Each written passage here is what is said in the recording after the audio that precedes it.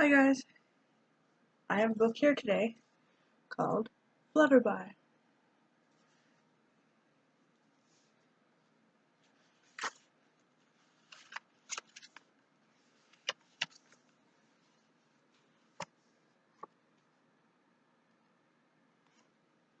In a burst of laughter and moonshine, one fine and beautiful evening, Flutterby was born. As her silver-blue cocoon shimmered in the starlight, she unfurled her wings and whinnied at the crystal night. For you see, Flutterby was not a common bug or butterfly, but rather the smallest of small, winged, white flying horse.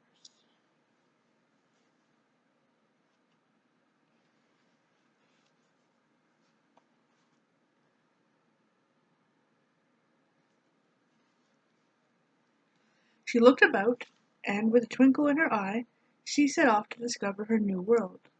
The dawn of a new morning warmed her wings as she soared just as high as she could fly.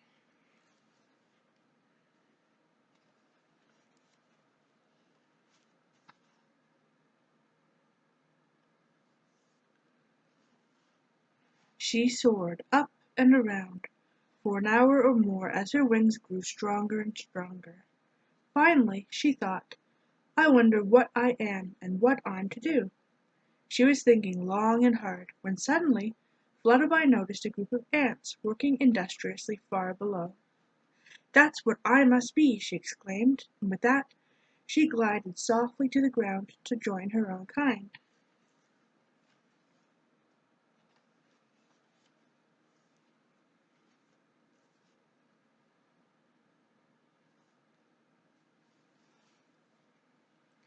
The ants ignored Flutterby as she landed amongst them, but she watched with much interest as they busily dashed about gathering food and carrying it to their hill.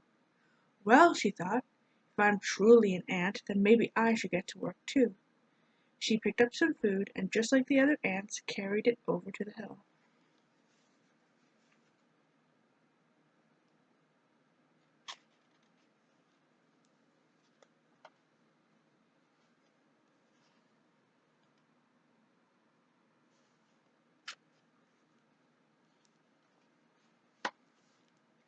She started to back down the ladder at the entrance to the anthill when she realized that she didn't fit through the opening. In fact, she got stuck halfway in and halfway out. She began to whinny in absolute fear, but the patient ants, with some of them pushing from inside and the other ones pulling from outside, yanked her from the anthill. Sobbingly, Flutterby said, "If I'm an ant, then why don't I fit in our home?" "Silly creature!" scolded one of the ants. "You're not one of us." "But what am I then?" she asked. "We don't know," they said. "Maybe you're a honey bee." And with that they all went back to work, chuckling and shaking their heads.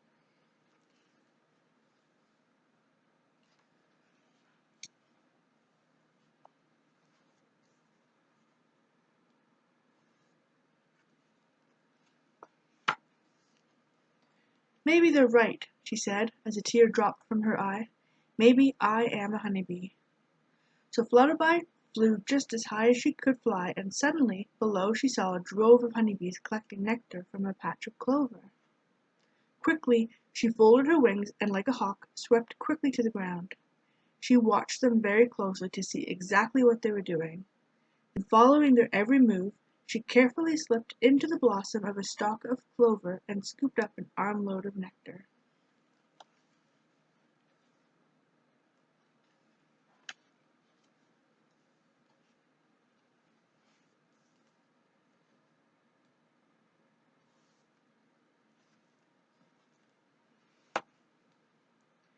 With her wings fluttering furiously, she flew into line with the other honeybees who were heading for the hive.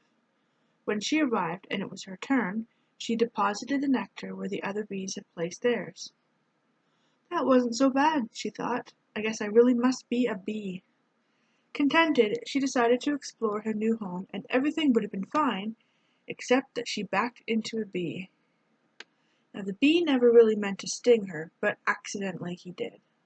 With a flick of her tail and a high-pitched whinny, Flutterby jumped straight into the air and landed right in the middle of the honeycomb.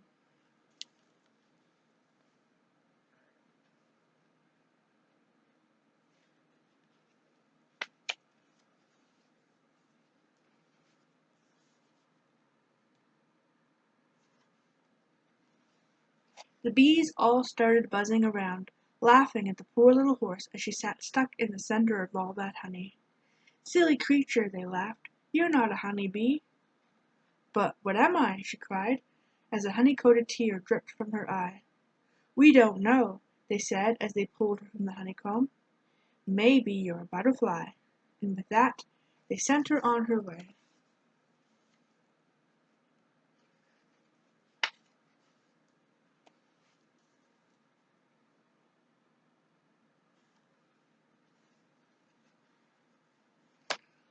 Flutterby sadly flew just as high as she could fly, up where the sun is at its purest, and as she looked around for some butterflies, the honey melted from her hoofs and dropped like a golden rain.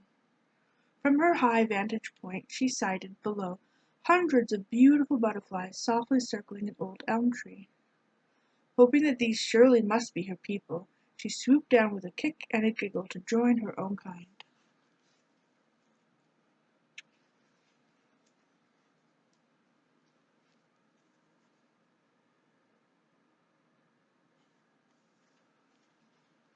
She landed on the edge of a branch and watched her fellow butterflies floating gently on the breeze. "Ah," she thought, "I must surely be a butterfly." So she spread her wings, stepped from the branch, and tried to float on a whisper of the wind. She floated for just a moment, but then began to fall. She flapped her wings furiously to gain some altitude and tried to float again, but this time she fell down into the branches and onto a big flat leaf.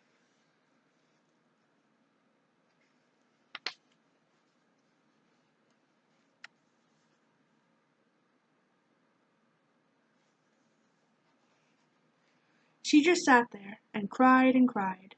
Finally a wise old monarch butterfly flew up to her and asked, "Why are you crying?" "I don't know what I am," sobbed the butterfly. "When I came from my cocoon I flew just as high as I could fly, and I spied the ants, but they told me I wasn't an ant. So I flew just as high as I could fly, and I spied the bees, but they laughed at me and told me that I wasn't a bee. Then, just now, I flew just as high as I could fly, and I spied the butterflies. I tried to float like a butterfly, but I couldn't, so I can't be a butterfly. I don't know what I am."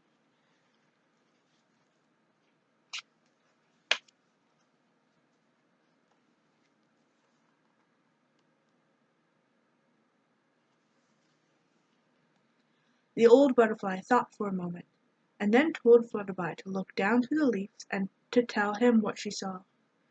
Very carefully she leaned over the leaf and looked below. "I see a pool of water," she said. "Now," said the butterfly, "look closer and tell me what you see." "I see a tiny horse with wings upon its back," said Flutterby. Then she became very excited. "Why, that's me I see." After looking at herself for a moment she asked, "But what am I?" "You are you, just as I am me," said the wise old butterfly. "Nothing more, nothing less."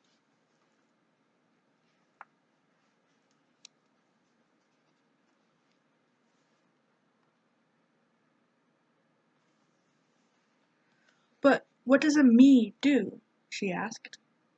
"Let's see," thought the butterfly. "You have very strong wings and can fly higher than high. You can whinny as loud as the wind and see for miles. I know what you should do. You should be the guardian sentry of fall for all the creatures of the forest. What you must do is fly as high as you can fly and watch for the approach of the winds of frost. When you see them, you must warn us, for all of the butterflies, the ants, and all of the bees must hide from the winter, and the frost is the first warning." Flutterby was so happy that she had found herself and something to do that she loved to do, flying just as high as she could fly.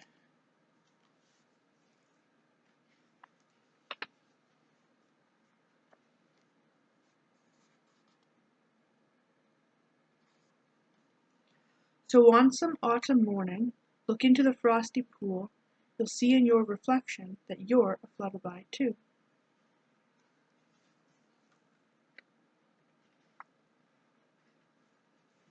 The end.